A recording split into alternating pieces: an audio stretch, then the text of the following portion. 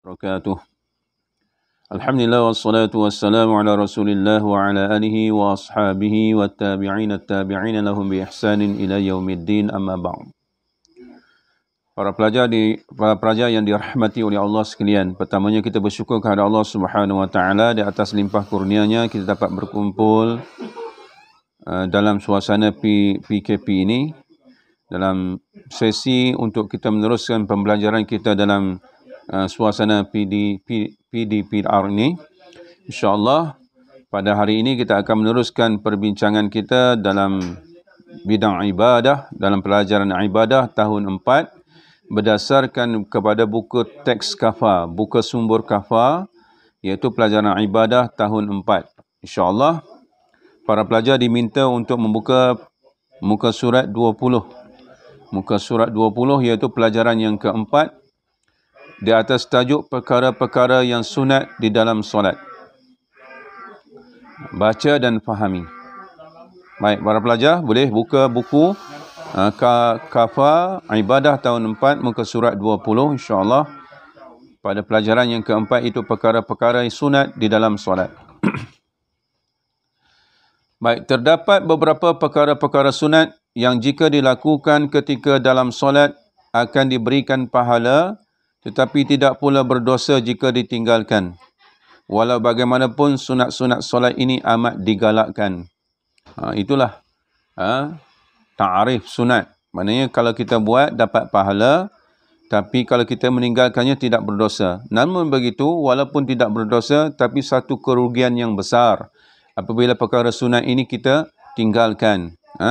Maknanya dengan kita melakukan perkara-perkara sunat dalam solat, dia akan menambahkan pahala kita dan dia akan menyempurnakan sembahyang kita.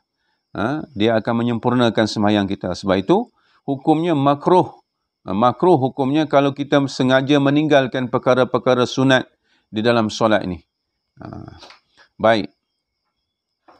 Terdapat dua jenis sunat dalam solat. Yang pertama dipanggil sunat hay'ah. Sunat hay'ah.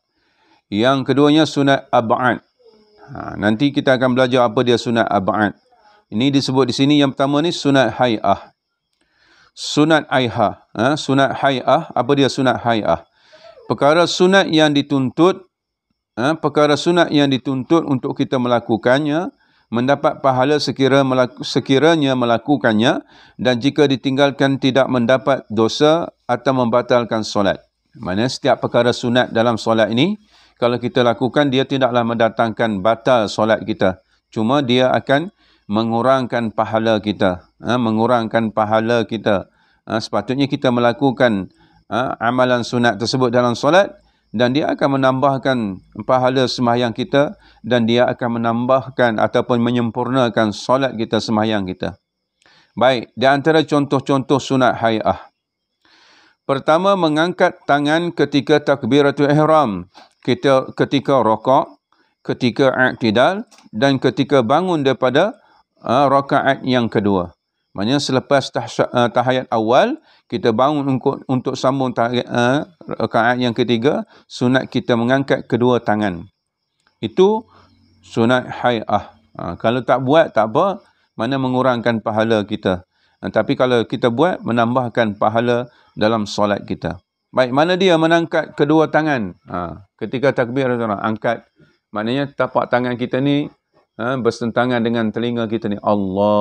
Allahu Akbar. Itu takbir. Dipanggil takbir, mengangkat kedua tangan ketika takbiratul ihram, ketika untuk turun rakaat, ketika i'tidal, makna bangun daripada rakaat, dan ketika bangun daripada tahiyat awal untuk sambung kepada rakaat yang ketiga. Itulah empat tempat yang disunatkan kita mengangkat kedua tangan kita ke paras telinga, bersentangan dengan bahu kita. Tak ada tempat-tempat lain, tak ada. Maknanya kalau kita buat pada tempat yang lain, hukumnya makruh. Hukumnya makruh. Kita akan belajar ke depan nanti perkara-perkara makruh dalam solat. Maknanya sesuatu yang tidak disunatkan kita buat, dia akan menjadi makruh. Baik, itu contoh yang pertama, mengangkat kedua tangan pada empat tempat ini. Baik, yang kedua, meletakkan telapak tangan kanan di atas tangan kiri dan memegangnya, kemudian meletakkannya di bawah dada atau di atas pusat. Itu sunat hay'ah. Maknanya kalau kita angkat takbir, Allahu Akbar, kita lepas je tangan kita ke bawah. Kita tak letak tangan kita di atas pusat, di bawah dada macam ni. Tangan kanan di atas tangan kiri, kita pegang gini. Ini, tengah-tengah dada ni. Tengah-tengah antara pusat dan dada kita, perut kita. Ini sunat kita melakukan, itu dipanggil sunat hay'ah. Sunat hay'ah, sunat. Boleh lepas gitu je. Bacalah Fatihah, bacalah surah. Boleh, tetapi makruh. Itu hukum meninggalkan sunat, hukumnya makruh. Baik, itu yang kedua, meletakkan tapak tangan kanan ke atas tangan kiri, pergelangan tangan kiri, dan memegangnya kemudian meletakkannya di bawah dada ataupun di atas pusat. Walaupun ada setengah orang dia letak tepi dada sini. Tepi dada ni. Setengah tu. Itu berbagai pendapat para ulama lah. Tapi yang biasanya kita letak di bawah dada, di atas pusat, di tengah-tengah ni. Itu yang masyhurnya. Baik, yang ketiga, membaca doa iftitah. Membaca doa iftitah. Yang ketiga, membaca doa iftitah. Mana dia ada doa iftitah tu? Selepas kita takbiratul ihram, Allahu akbaru kabira, Allahu akbaru kabira, walhamdulillahi katsira, wa subhanallahi bukratan wa asila. Itu doa iftitah. Yang akhir sekali, la syarika lahu wa bizailika umirtu wa ana minal muslimin. Itu doa iftitah. Sunat kita membacanya selepas takbiratul ihram, sebelum membaca Fatihah. Kalau kita dah baca Fatihah dah, lupa doa iftitah, tak disunatkan dah. Maksudnya sebelum membaca Fatihah, selepas takbiratul ihram, sebelum membaca Fatihah, sunat membaca doa iftitah ini. Baik, itu yang ketiga. Yang keempat, membaca surah Al-Quran di rakaat pertama dan kedua selepas bacaan Al-Fatihah. Membaca surah-surah ataupun ayat-ayat Al-Quran selepas Fatihah, selepas Amin. Fatihah, sunat kita membaca surah-surah ataupun ayat-ayat Al-Quran. Sunat. Baik, itu dipanggil sunat hay'ah. Baik, yang kelima, melafazkan Amin setelah selesai membaca suratul Fatihah. Bila kita kata waladdallin, kita tak kata amin pun boleh, tapi sunat hay'ah dia kata amin. Sunat kita menyebut pendek, bukan panjang. Panjang salah. Amin, min yang panjang. 2 harakat. Amin, 6 harakat. Baik, itu kaedah dia. Baik, yang keenamnya, membaca tasbih ketika rakaat. Apa tasbihnya? Subhana rabbiyal azimi wa bihamdi. Subhana rabbiyal azimi wa bihamdi. Membaca tasbih ketika rakaat. Sunat membaca 3 kali ataupun ganjil. Ganjil 3 kali, 5 kali, 7 kali, 9 kali, 11 kali. Boleh baca lebih daripada 3 kali kalau sembahyang seorang-seorang. Kalau baca sembahyang berjemaah, baca 3 kali. Baca 3 kali. Sunat membaca 3 kali. Baik, yang ketujuhnya membaca tasbih ketika sujud. Mana dia tasbihnya? Subhana rabbiyal a'la wa bihamdi. Subhana rabbiyal a'la wa bihamdi. Baca 3 kali.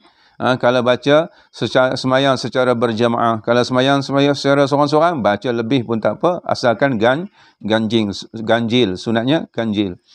Baik, yang ke-8, membaca tasbih ketika i'tidal. Sami'allahu liman hamidah.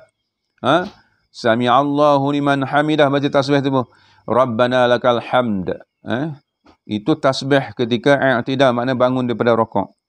Baik, yang ke-9, duduk iftirash pada semua duduk, iaitu duduk di atas buku lali ketika di kaki kiri. Duduk iftirash maksudnya duduk di atas buku lali kaki kiri. Duduk antara 2 sujud umpamanya, duduk secara iftirash. Duduk tasyahud awal, duduk secara iftirash, maknanya duduk di atas tapak kaki, di atas tapak kaki kiri, di buku lali kaki kiri. Itu duduk iftirash. Sunat. Boleh duduk bersila pun boleh, tapi tidak dapat pahala sunat. Yang sunatnya duduk iftirash, maknanya pacak kaki kanan, duduk di atas tapak kaki kiri. Itu duduk iftirash. Baik, yang ke-10-nya, berpaling ketika ketika salam pertama dan ke kiri semasa salam yang kedua.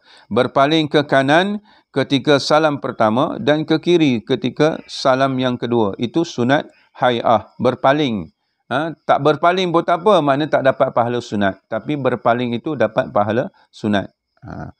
Wallahu'alam, cukuplah sekadar itu untuk pelajaran kita pada hari ini, iaitu perkara-perkara sunat dalam solat, iaitu khusus kepada sunat hay'ah. Banyak lagi sunat-sunat hay'ah ini, cuma disebut di sini 10 perkara. Jadi insya-Allah saya mengharapkan para pelajar untuk mencatatkan dalam buku kamu, dalam buku nota kamu, perkara-perkara sunat hay'ah ini.